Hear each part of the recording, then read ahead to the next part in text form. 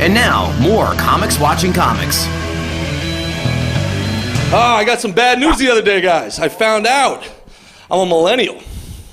It's fucked up. I was an 80s baby. I was born 1985, just turned 30, right? I thought it was a 1990 cutoff. I've never worn skinny jeans a day in my life. It's not because I have any sort of objection to the style. I would actually like to fit in them. But it's because part of a nutritious breakfast when I was growing up was a bowl of cookies in whole milk. They called it Cookie Crisp. That shit was diabetes soup.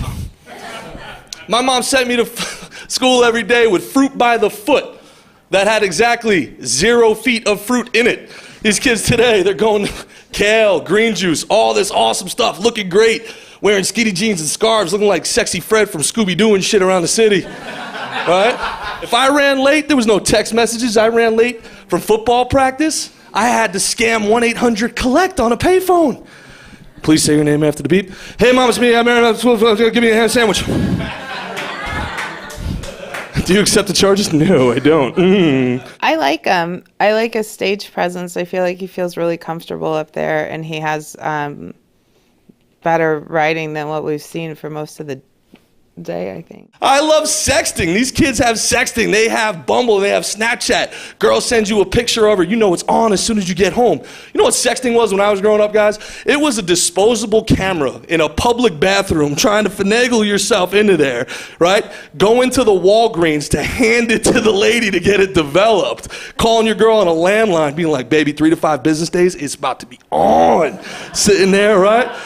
Hoping your mom's not on the other end of the landline because you had to call after 9 so it was free. You know what I'm saying?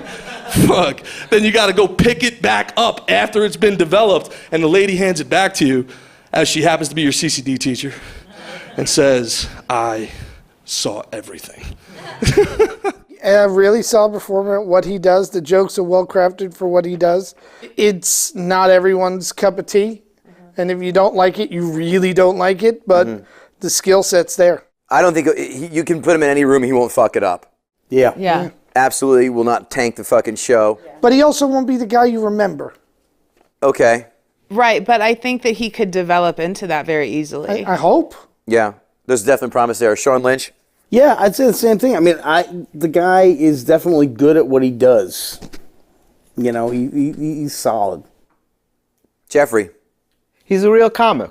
I know him, I've seen him perform. This was not particularly representational of what he can do. I've seen him do well with an audience, and I think he should proceed. Let's vote. Sean? Yes. Amy? Yeah. Jim? Yep. Unanimous. Yep. Without saying a word, she looks like she needs a safe space. Yeah. I need a gluten-free audience. So I recently came out to my mother as bisexual. It was fun. She was really supportive. It was great. She was like, Molly, you know, you can be like a full lesbian. That's okay. It's okay. I'm like, no, Ma, that's nice of you, but I'm not. She's like, no, you can go full gay. That's okay. And I realized this is just like one more thing my mother thought I couldn't commit to. Just like, I've been burned before. I paid for an entire year of ballet lessons. She quit after 2 weeks. I'm not going to buy her the Carol DVD until I know she's really going to commit to this gay thing. It's terrible. I know I could kind of see a little fear in her eyes, though, because bisexual women in TV and movies, they're portrayed as really hypersexual, and she was wondering if I was going to, like, ask to build a sex dungeon in our basement, but that's just not, you couldn't tell by, like, my Mickey Mouse rainbow bracelet, not me. The last sex dream I had involved me playing footsie with a girl I knew from improv. Is anyone surprised that she was in improv? No. Yes, and is the correct answer. Yes, and. Yes, and. And I'm going to say it again for the fucking 15th time. The goddamn mic stand is right next to her. Right next to her, right Very next to her. Now, whoever's training these people is not training these people. I'm pretty sure even if I told that dream to like someone from the homophobic Westboro Baptist Church, they'd be like, I don't even think you're going to hell for that. That's just kind of sad. No eye contact. Yeah, a lot of floor staring. She's doing everything wrong as a performer, but the material is personal, it's engaging, it's, you know, well thought out. She's got some solid punchlines, a little bit too much distance between them, but she's got writing chops. Yeah, she's got she really needs good writing chops. But again, I got to point out that material is just so much better than what we've been seeing. Yeah. Just head and shoulders above all the trite bullshit that we've been experiencing so far. But I'll play devil's advocate. Yes, but it is original. It's very personal, but I'm not laughing. Again, her performance is taking away from our ability to enjoy it. If you deliver something like it's not going to be funny, it's not going to be funny, and that's what she's doing. I read an article recently about how kids are getting taught sex ed.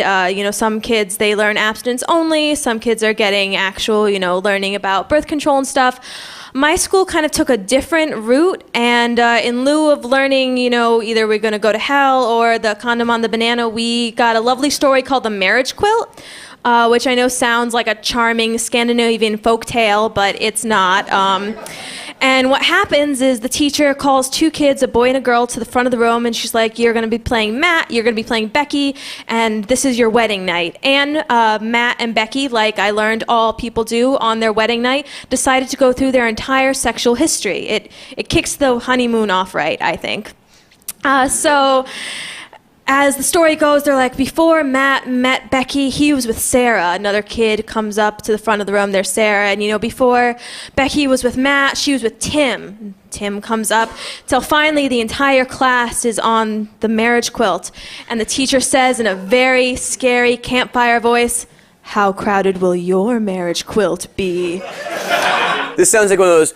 A train leaves San Antonio at 85 miles an hour. Train B leaves Washington, D.C. at 75 miles an hour. Where are they going to intersect and when? How many morning after pills will you take? I feel like after she gets off stage, she's going to cry, gobble 6 Klonopin, and wash them down with vodka.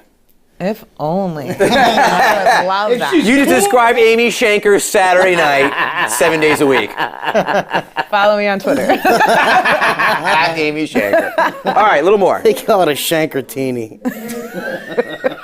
That's fine, because that is the first time I've ever been called teeny. So I like it. Whoa! Let me just say I've never been called teeny. All right. I recently ran a half marathon. That was terrible idea. I can't really physically run. I look like a horse that is about to be shot, and somewhat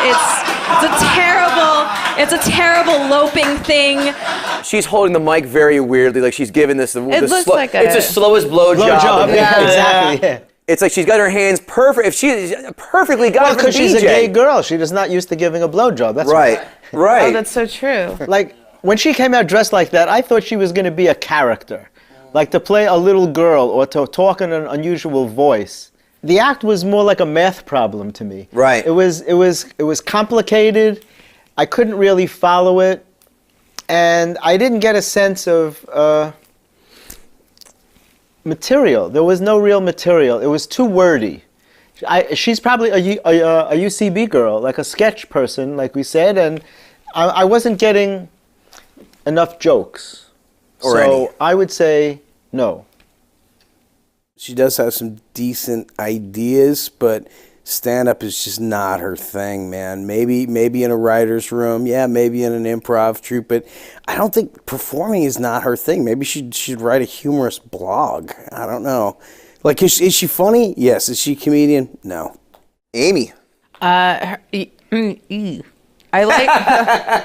like the storytelling format. I like that she does that, but there's just no stage presence there. Like, I kind of feel like she lost a bet and has to, like, I feel like she's up in front of her class, kind of giving a speech a little bit. She needs the support of others on stage. She can't stand by herself. She needs to be in a group setting on stage to succeed. The writing is very smart. The premises are very smart. It's just, But I think this is not her thing. Like you said, writer's room, absolutely. Maybe sketch, playwright, whatever the hell else. Just not doing Long this. form. She's got better punchlines and more punchlines than I think most people we've seen. Construction-wise, when you look at what she's doing, you look at the originality of what she's talking about, even, and the bit was wordy as hell. The stuff about, her wedding blanket that she came back to, it was well constructed and it was properly constructed. She can grow out of that if she keeps doing stand-up, and she'll find a niche. She can find the same kind of a niche a Margaret Smith or Freddie Stoller found, and I think the jokes are there. Okay, let's vote. Sean? No. Amy? No. Jim? Yep. Yep, I say no. Let's get to know more about Jim Mendrinos. I get a call to do a gig. I was headlining at a club in Clark, New Jersey, and I get a call from a booker saying, do you want to do an extra gig in Clark that afternoon and make an extra $500? And every comic will tell you the answer to that question is always yes. So I said, what's a gig? And he goes, well, it's at a senior center. And I'm like, I don't know. I'm 30 at the time. And he goes, no, they just rented it out. It's for an organization called the Widows 40 Club. These are all women in their 40s who happen to be widows. And I'm thinking, all right, I could do well with a room full of 40-year-old women. And I get there, and it was the Widows 40 Club, and they did rent out the place. It wasn't a senior center event, but it was all women who had been widowed for 40 years or more. So the youngest woman in the group was in her late 70s. And nothing. After 5 minutes, I was done talking about the Brooklyn Dodgers and pudding, and I had nothing. And my contract was for an hour. So for an hour, I was standing up there talking about knitting and sewing and having a conversation with these lovely young ladies that really did not want to see me there. All right, I don't know most of the comics that you've had on the panel, but I started in the 80s, and back in the 80s, comics were like rock stars. And you'd be in these small little towns, and it was like, oh my God, the comics here. I'm 21 years old, maybe. I might have actually still been 20, and I took a bus all night to get to Athens, Georgia, and I get to the front desk, and I'm making the desk girl laugh incredibly hard as I'm checking in, and the show is in the hotel that night, and I'm headlining it, so it feels, really good, and she's there like, here's your room, I'm going to come to your show, this will be great. I get to my show, and she's there with a group of her friends right at the front of the room, and like any 20-year-old who's trying hard to get laid, you're doing your best stuff. Right. And I get off stage, and she is nowhere to be found. So I start drinking hard for the next 2 hours, because if you're not getting laid, you should at least get drunk. And then I go back to my hotel room, I open up the door, and who's waiting in the bed? She just had gone up and was waiting in my hotel room. So that's my single favorite groupie story. I think consistency. So, it's okay to be new, and it's okay to have a bad joke or two, or a rough performance or two. But the one that is the most consistent, the one that can show the most consistent set of skills the whole way through, I think that's going to be the winner. Remember to vote on Twitter @ComicsWatching for your favorite panelist to see if they are the one chosen to come back next season. Thanks for watching Comics Watching Comics. See you next week.